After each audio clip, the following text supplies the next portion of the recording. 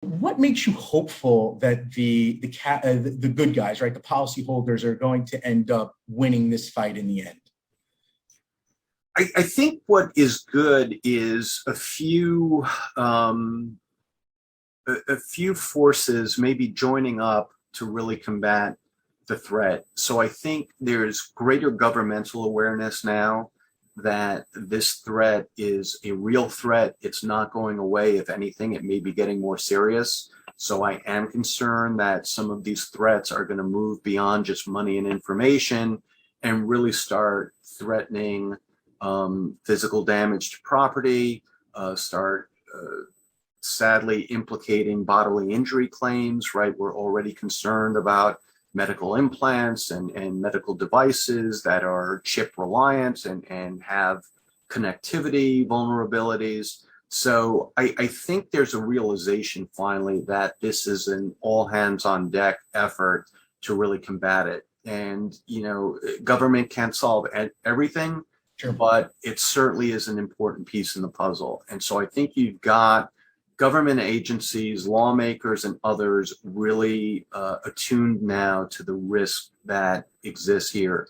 I think we've got some good cyber insurance companies coming out, and while I'm not usually, aligned with insurance industry interests, just because we represent policyholders, usually when something goes wrong in terms of the insurance coverage, I will say I think there's some really good resources out there now provided by cyber insurance companies, both on the back end once there is a breach, but also on the front end to make sure that policyholders are mindful of doing security audits, pen testing, an array of things, and having the resources to train up their employees. And again, you're as strong as your weakest link here.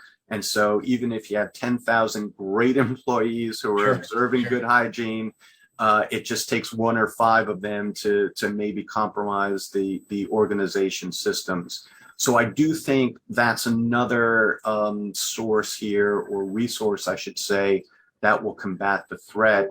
And I'm hoping that as we all become more sophisticated users, either as individuals in our personal lives or in our professional lives when we're remote learning, remote working, communicating with our own devices, even if it's through a work portal, we're more careful about these things. And, one of the good things we're hearing, say, in the ransomware space specifically, is that we're now seeing some organizations fight back with industry support. So there are tech groups now that are very altruistic, and they will assist policyholders that have been the victims of ransomware avoid paying the ransom and get tools to decrypt or unencrypt their data, get that data back, get it from the criminals without having to pay a ransom. And it's my hope that between maybe having good backup systems that are insulated from your day-to-day computing operations, and then having kind of this, if all else fails, group that can help you for free get decryption tools, get your data back without having to pay a hefty ransom, that gives me some hope. That gives me some optimism that there can be an ability to fight back against some of these really strong and sophisticated cyber gangs that are obviously roaming the world right now, at least virtually, and causing all kinds of crime, mischief, and I think ultimately, more serious harm than just loss of money.